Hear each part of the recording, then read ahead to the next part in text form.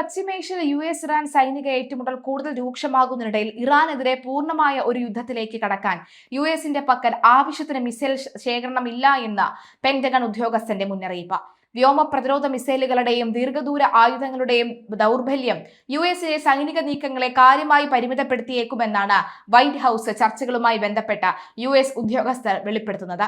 US-ന് വേണ്ടത് ഇറാന്റെ ഹൃദയമെന്ന് തന്നെയാണ് അമേരിക്ക ആവർത്തിച്ചു പറയുന്നത്. അതേസമയം സുരക്ഷിതമായ രീതിയിൽ യുദ്ധ നടപടികൾ ദീർഘകാലത്തേക്ക് തുടരാൻ ആവശ്യമായ മിസൈലുകൾ നിലവിൽ നമ്മുടെ പക്കലില്ല. വൈറ്റ് ഹൌസിന് ഈ യാഥാർത്ഥ്യത്തെക്കുറിച്ച് പൂർണ്ണ ബോധ്യമുണ്ട് എന്ന് കരുതുന്നില്ല എന്ന് ഉദ്യോഗസ്ഥർ രാജ്യാന്തര മാധ്യമങ്ങളോട് വ്യക്തമാക്കി. മാത്രമല്ല, നിലവിലെ സാഹചര്യത്തിൽ ഈ ഒരു രീതി തുടരുകയാണെങ്കിൽ യുദ്ധത്തിന് ആയുധമില്ലാത്ത ഒരു ക്ഷാമം നേരിടേണ്ടി വരുമെന്നും വ്യക്തമാവുകയാണ്. ട്രംപ് ഇറാനെതിരെ സഖ്യകക്ഷികളുമായി ചേർന്ന ശക്തമായ സൈനിക നടപടികൾ ആലോചിച്ചു വരികയാണ്.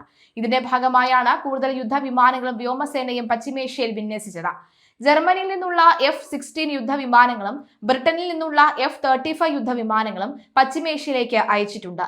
ഇതിനു പുറമെ വിമാനങ്ങളിൽ ഇന്ധനം നിറയ്ക്കുന്നതിനുള്ള എയറിൽ റീഫില്ലിംഗ് വിമാനങ്ങളും മേഖലയിലേക്ക് തിരിച്ചിട്ടുണ്ട്. ഇറാന്റെ പ്രധാന അടിസ്ഥാന സൗകര്യങ്ങളായ പാലങ്ങൾ, വൈദ്യുത നിലയങ്ങൾ എന്നിവ ആക്രമിക്കാൻ ട്രംപ് പദ്ധതിയിടുന്നുണ്ടെന്നാണ് സൂചന. എന്നാൽ മിസൈൽ ക്ഷാമത്തിന് പുറമെ ഇറാന്റെ അതിർത്തിക്കുള്ളിൽ കയറിയുള്ള കരയുദ്ധത്തിന് US സൈന്യം സജ്ജമല്ലെന്നും വിദഗ്ധർ നിരീക്ഷിക്കുന്നുണ്ട്. മാത്രമല്ല, ജോർദാനിലെ US ബേസിന് നേരെ ഇറാന്റെ ആക്രമണം കഴിഞ്ഞ ആഴ്ചയാണ് ഈ സംഭവം നടന്നത്. 3 US സൈനികർ അന്ന് കൊല്ലപ്പെടുകയും ചെയ്തു. ഒട്ടേറെ പേർക്ക് പരിക്കേൽക്കുകയും ചെയ്തിട്ടുണ്ട്. എന്തായാലും പരിക്കേൽക്കുകയും ചെയ്ത പശ്ചാത്തലത്തിൽ US ആക്രമണം കടുപ്പിച്ചിരിക്കുകയാണ്.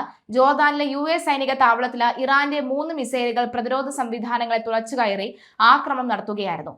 സൈനികർ ഉറങ്ങിയിരുന്നു. പ്രീ ഫാബ്രിക്കേറ്റഡ് കെട്ടിടങ്ങൾ, ജിം, വിമാനങ്ങൾ സൂക്ഷിക്കുന്ന ഹാങ്കർ എന്നിവയ്ക്കാണ് കേടുപാടുകൾ സംഭവിച്ചത്.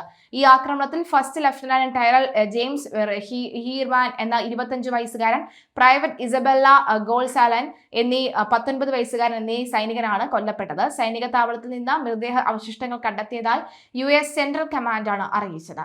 ഇതിനു പുറമെ ഉത്തര ഇറാഖിൽ തകർന്നു വീണ ഇറാന്റെ ഡ്രോൺ നിർവീര്യമാക്കുന്നതിനിടയിൽ മറ്റൊരു US സൈനികനും കൊല്ലപ്പെട്ട സൈനികരുടെ ഓർമ്മയ്ക്കായി ഇറാനിലെ കേന്ദ്രങ്ങൾ ശക്തമായ തിരിച്ചടി നൽകിയതായാണ് ട്രംപ് പറയുന്നത്.